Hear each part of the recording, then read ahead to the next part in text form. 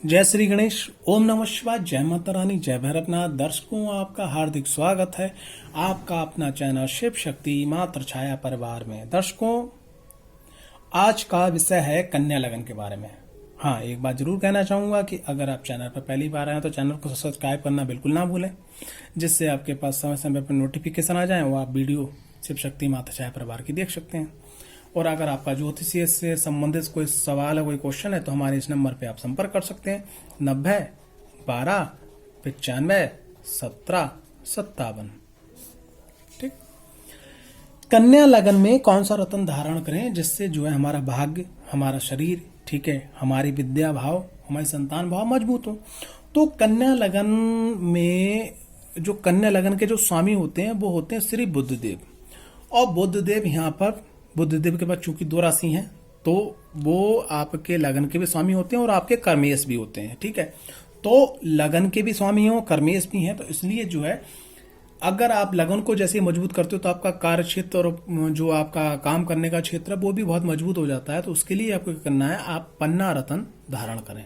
जैसे आप पन्ना रत्न धारण करते हैं तो आपका कर्म का जो क्षेत्र है वो भी मजबूत हो जाता है। आपका जो लगन यानी आपका शरीर, आपका मस्तिष्क है, आपका स्वास्थ्य है, बहुत मजबूत हो जाता है। आप सही डिसीजन ले पाते हैं, सही समय पे सही कार्य को करने के लिए आप सक्षम हो जाते हैं।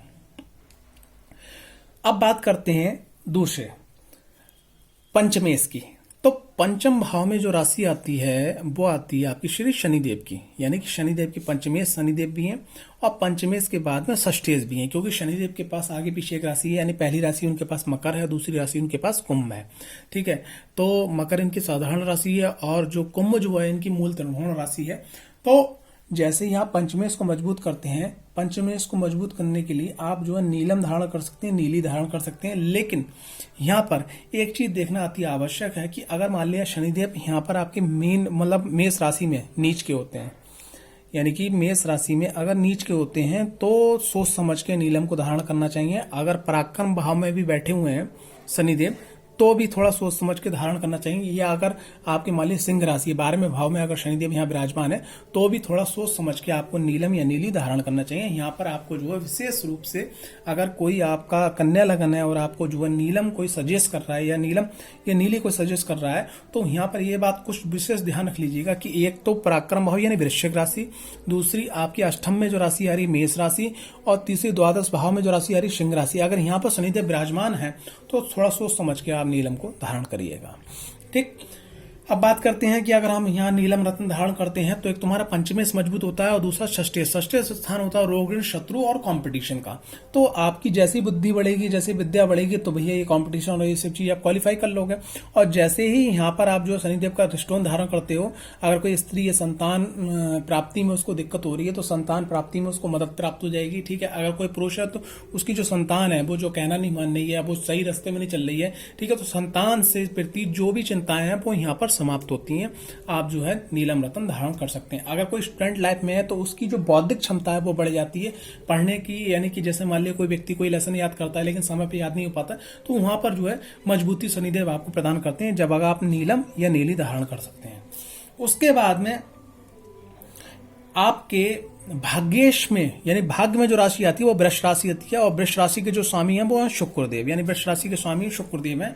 और यहाँ पर एक बहुत अच्छी वाली बात है कन्या लगन वालों के लिए कि वृष राशि के स्वामी भी हैं और कुटुंब भाव यानी धन भाव के भी स्वामी शुक्रदेव, यानी तुला राशि के स्वामी और वृष राशि के स्वामी दोनों के शुक्रदेव होते हैं। तो अगर आप भाग्य को मजबूत करते हैं, देखिएगा अगर आप यहाँ भाग्य को मजबूत कर रहे हैं तो आपका धन और कुटुंब और ये सब आपका मजबूत होता चला जा रहा है, आपका परिवार आपका सहयोग करना शुरू कर देता है।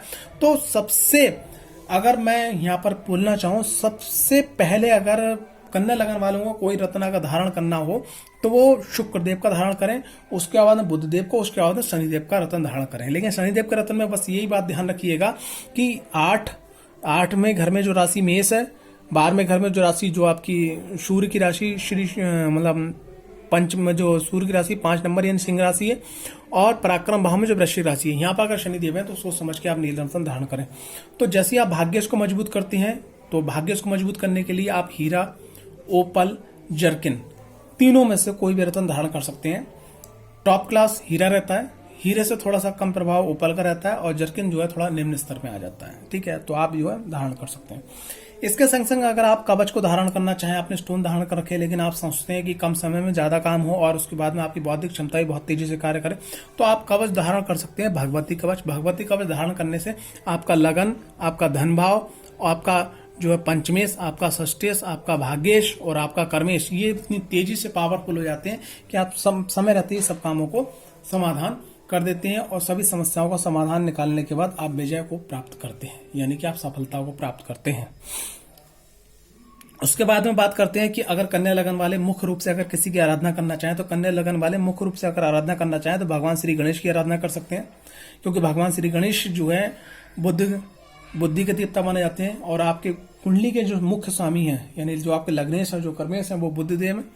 उसके समय महालक्ष्मी की आराधना कर सकते हैं। महालक्ष्मी की आराधना, क्योंकि आप जानते हो कि महालक्ष्मी की आराधना करने से मुख्यतः शुक्र ग्रह फौजली प्रसन्न होते हैं, तो शुक्र आपके भाग्य के स्वामी हैं और आपके धनेश के स्वामी हैं।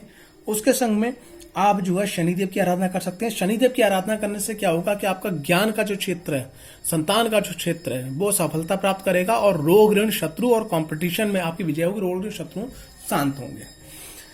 इसके संग में आपको जो है महाकाली की आराधना अगर आप करते हैं तो महाकाली की आराधना करने से गणेश जी की कृपा, ठीक है, लक्ष्मी जी की कृपा, शनिदेव की कृपा, तीनों की कृपा यहाँ पे आपको प्राप्त हो जाती है महाकाली माता की आराधना, और उसके संग में शनिदेव की भी कृपा प्राप्त हो जाती है। उसके बाद में एक और चीज है कि आपके लाभ के स्थान में चंद्रदेव है, यानी कि कर्क राशि आती है लाभ के स्थान में, तो भगवान शिव की भी आराधना कर सकते हैं। हमारे ये मुख्य आराधना ग्रह, मुख्य आराधना के जो देवी देवता हैं गणेश जी, लक्ष्मी जी और शनिदेव, माँ काली और भगवान शिव, किसी की भी आराधना कर सकते हैं। लेकिन अगर इष्ट देव की रूप में माना जाए तो इष्ट देव में पंचम भाव में जो राशि आ रही है वो शनिदेव की राशि आ रही है, तो इष्ट देव में आप सिर्फ भगवान श्री शनिदेव की आराधना करें या माता महाकाली की आराधना करें, सब कुछ अपने जीवन में समय रहते प्राप्ति करने के लिए।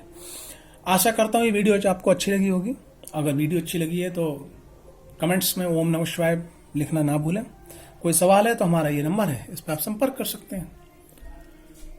ओम नमः शिवाय, जय माता रानी, जय भैरवनाथ। आपका समय शुभ हो।